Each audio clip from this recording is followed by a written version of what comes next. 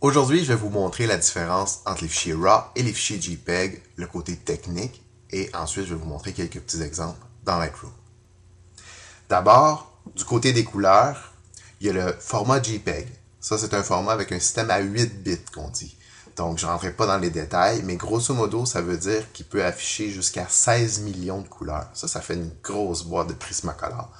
Non, mais sérieusement, avec 16 millions de couleurs, l'œil humain n'est pas capable vraiment de faire la différence entre chacune des teintes de bleu qu'il va y avoir avec 16 millions de couleurs. Là. Puis, les moniteurs d'aujourd'hui sont capables d'afficher 16 millions de couleurs, mais pas vraiment plus. Du côté du RAW, ça, c'est un système à 12 ou 14 bits. Vous me direz, ça ne fait pas une grosse différence avec 8 bits. Mais en termes de couleurs, c'est spectaculaire. Là. On vient de multiplier par des centaines de milliers de fois le nombre de couleurs, ce qui en donne, si on était un système à 14 bits, on a 4400 milliards de couleurs. Vous me direz, c'est ben trop. Effectivement, c'est trop. Mais là où est-ce que ça devient intéressant, c'est quand on développe nos photos. Avec ça, pour les sections sous-exposées de nos photos ou les sections surexposées, on peut ramener plus de détails étant donné qu'on a une quantité d'informations astronomique. Pour la compression, le grand champion, c'est le JPEG. Mais pour arriver à ces résultats-là, il doit faire plusieurs compromis.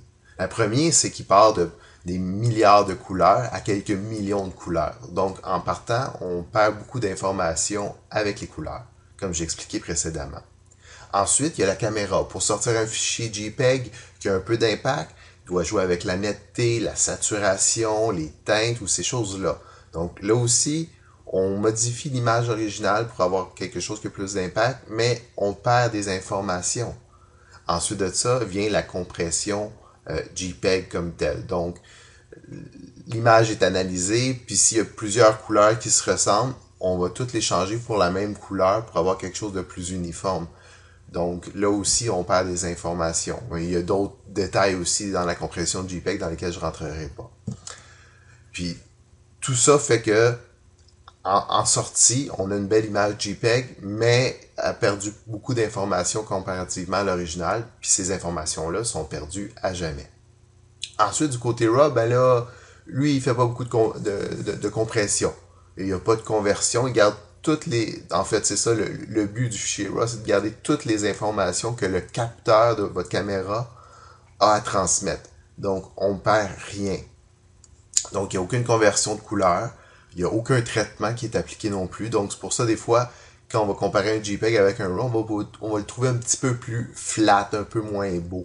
Mais c'est parce qu'il y a toutes les informations, puis il n'y a eu aucun traitement, aucun ajustement. La compression, il y a une légère compression généralement dans les fichiers RAW, mais cette compression-là affecte... Il n'y a aucune perte d'information avec cette compression-là. Et ces informations-là sont prêtes à utiliser maintenant, aujourd'hui, mais aussi dans l'avenir. On ne sait jamais ce que l'avenir nous réserve, puis peut-être qu'il y aura des changements différents, puis le fait de garder toutes les informations de base va permettre de pouvoir jouer mieux avec ça dans l'avenir. On ne sait jamais. Pour le poids des fichiers, c'est certain que JPEG est le grand gagnant. Les fichiers RAW sont beaucoup plus lourds que les fichiers JPEG. Ils peuvent être de 2 à 5 fois plus lourds que le fichier JPEG, tout dépendant de la compression qui est utilisée pour le JPEG. Ensuite de ça, tout ça, ça a un impact pendant la prise de photo, mais même aussi après la prise de photo. Donc, pendant la prise de photo, certains appareils vont avoir des rafales moins longues si on utilise des fichiers RAW que si on utilise des fichiers JPEG, étant donné qu'ils sont plus gros. Ça leur prend plus de temps à écrire le fichier sur la carte. Donc, les rafales sont bloquées à cause de ça. Ensuite de ça, c'est certain que vu qu'on a des fichiers plus gros, on peut en mettre moins sur une carte mémoire. Donc, il nous faut plus de cartes mémoire. Ensuite de ça, rendu au développement à l'ordinateur, un fichier qui est plus gros va utiliser plus d'espace mémoire et probablement plus de processing. Donc, comparativement, un fichier RAW et un fichier JPEG, le RAW va demander plus de pouvoir à un ordinateur. Donc, il faut peut-être un ordinateur plus puissant, mais je dirais que tous les ordinateurs récents sont capables de traiter les fichiers RAW sans vraiment de gros problèmes. Un autre point, c'est le format interne des fichiers. Les fichiers JPEG sont des fichiers connus et reconnus qui sont utilisés partout sans aucun problème. Tout le monde est capable d'ouvrir ça, ça va bien. Puis j'imagine facilement que dans 15, 20 ou même 30 ans, nos ordinateurs ou ce qu'on va utiliser pour traiter nos photos à cette époque-là sera encore capable d'ouvrir des fichiers JPEG sans aucun problème. C'est quelque chose qui est reconnu. Puis même aujourd'hui, ben, quand on sort un fichier JPEG de notre caméra, il n'y a aucun problème. On peut l'envoyer par courriel à des amis, on peut le regarder sur notre ordinateur, on peut le partager sur Facebook sans aucun traitement vraiment spécial pour le fichier JPEG. Tandis que pour RAW, ben là, c'est toute une autre histoire. C'est un format propriétaire. Ça veut dire que chaque fabricant de caméra a son format de fichier RAW spécifique pour sa caméra.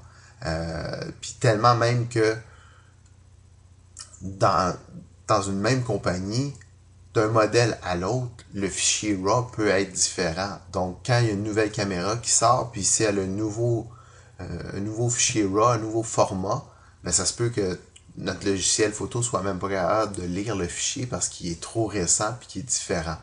Donc ça apporte des problèmes. Si ça apporte des problèmes aujourd'hui, j'essaie d'imaginer dans 20 ou 30 ans quelle sorte de problème que ça pourrait nous apporter à essayer de réouvrir les fichiers RAW qu'on a fait dans le passé. Donc c'est pas l'idéal au niveau des formats. Ceci dit, il y a une lueur d'espoir. Il y a Adobe qui présentement travaille sur un format de fichier qui s'appelle DNG. Donc avec ça, on est capable de reprendre toutes les données RAW et les mettre là-dedans. Et c'est un format qui est connu, qui est ouvert, tout le monde pourrait utiliser sans être obligé de se mettre à genoux devant Canon ou devant Nikon pour avoir toutes les informations sur comment lire le fichier. Donc, il y a peut-être une lueur d'espoir vers un nouveau format ouvert, que ce soit Adobe ou d'autres consortiums qui essayent de faire ça. Le dernier point, et non le moindre, la balance des blancs. Du côté JPEG, la balance des blancs est intégrée directement dans la photo avec les couleurs. Ça fait que si on s'est trompé dans notre balance des blancs avec notre appareil, ou même que si on est en mode automatique pour la balance des blancs, puis que l'appareil s'est trompé, c'est des choses qui arrivent, ben quand on va venir pour le corriger dans un logiciel, la correction va être beaucoup plus difficile. Il va tout le temps rester des couleurs moins justes du côté de JPEG parce qu'on a beaucoup moins d'informations pour corriger la balance des blancs.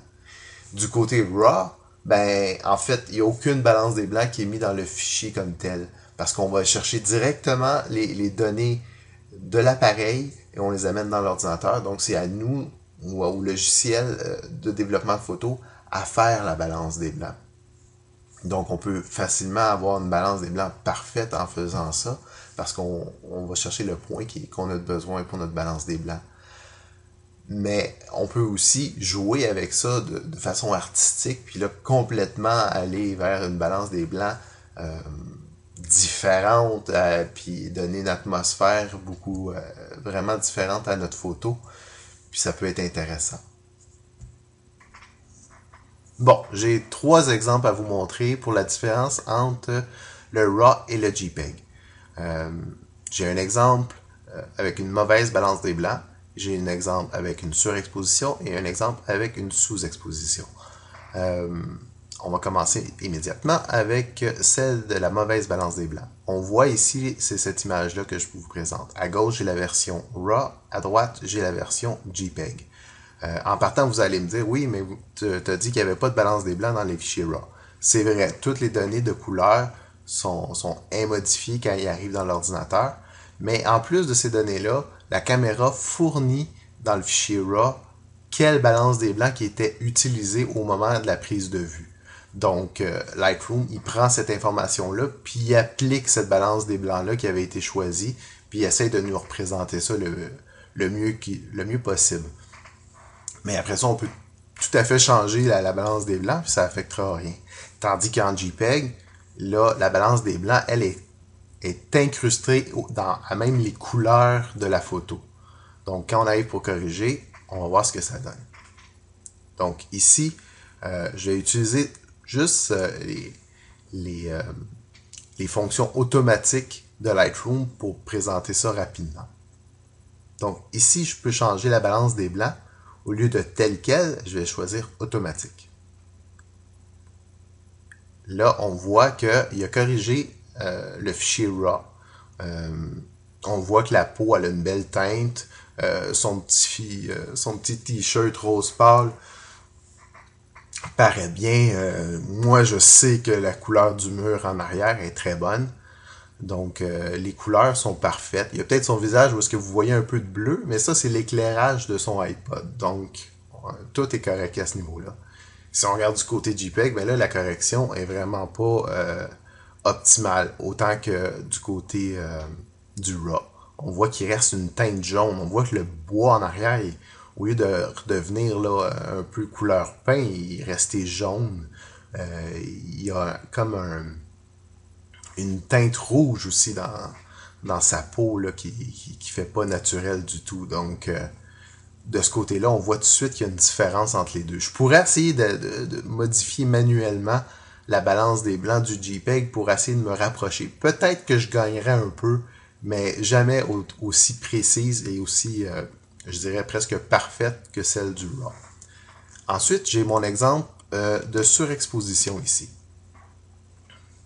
On voit à gauche encore une fois mon fichier RAW et à droite mon fichier JPEG. Ils sont sensiblement pareils, mais encore une fois, la balance des blancs est pas parfaite. Donc, mais on y touchera pas, là on parle de la surexposition. Donc, dans ce cas-là, on va aller dans le contrôle des tonalités ici. On va prendre la tonalité automatique qui devrait ramener une exposition qui est beaucoup plus normale. Donc, ils viennent de travailler. Il a fait celui du fichier RAW. Il l'a exposé un peu foncé à mon goût, mais on voit ici que l'histogramme est quand même assez bien balancé. Donc, on voit ici, tout est quand même assez clair, les détails sont là. On voit aussi la petite moulure sur le mur, on est capable de voir les détails encore.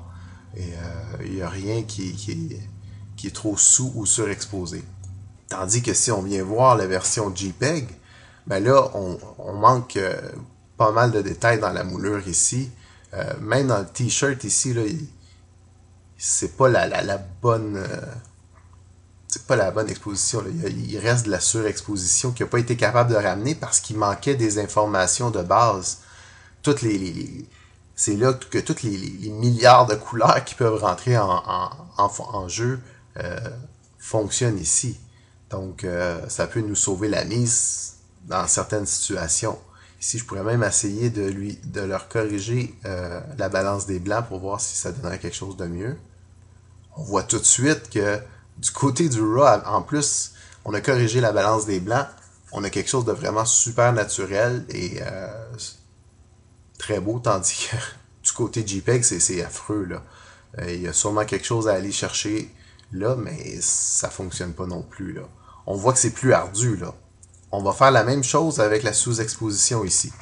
Là, on voit bien qu'on voit rien, ou presque. Encore une fois, le right à gauche, le JPEG est à droite.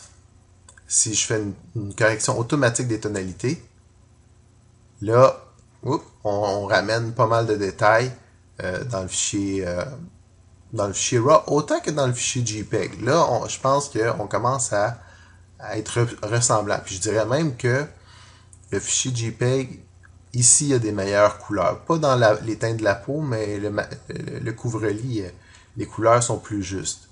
Donc, on peut quand même essayer de mettre la balance des blancs automatiques aussi.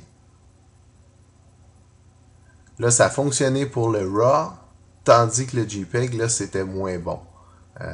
Il était un peu trop froid. Mais peu importe, c'était pas le but de cette photo-là, c'était vraiment la sous-exposition. Donc, les deux se sont ramenés quand même pas si mal. Mais le point que je voulais vous montrer pour les sous-exposés, c'est le bruit que ça donne. Si on regarde le bruit qui est amené par la restauration des noirs, du côté du fichier RAW, on voit que ça ajoute un grain à l'image. Vraiment, là, il a travaillé fort pour aller rechercher, mais il y avait vraiment beaucoup de données, donc il a été capable de ramener le plus possible d'informations. Tandis que du côté du JPEG, là, on a un grain aussi, mais en plus, vous voyez sûrement, il y a du bleu, du jaune, du rouge. Ça, c'est parce que les couleurs de base étaient pas assez précises dans le JPEG pour être capable de ramener les bonnes couleurs. Donc, de ce côté-là, le RAW aussi a clairement gagné, là. Donc, ça fait le tour de mes 3 exemples. En conclusion, moi j'aime bien l'analogie RAW JPEG avec les films et le Polaroid. Autrement dit, le RAW comme le film, il faut le développer pour qu'il soit utilisable pour donner un meilleur rendu à nos photos. Comme dans le temps de l'argentique, le film, on ne pouvait pas juste le regarder, il fallait vraiment le développer pour donner une photo utilisable. Tandis que le JPEG, lui, est utilisable maintenant, à l'instant où est-ce qu'il a été pris. Donc, un peu comme le Polaroid qui sortait puis qui était prêt presque instantanément. Donc, si vous êtes sérieux puis vous voulez faire du développement avec des logiciels comme Lightroom ou même Picasa, ben là, le format RAW de votre appareil peut être vraiment utile. Tandis que si vous voulez juste prendre la photo puis la partager immédiatement, ben, dans ce temps-là, le format JPEG est vraiment tout indiqué pour vous. Donc, j'espère que ça vous a éclairé entre les deux formats. Sur ce, à la prochaine.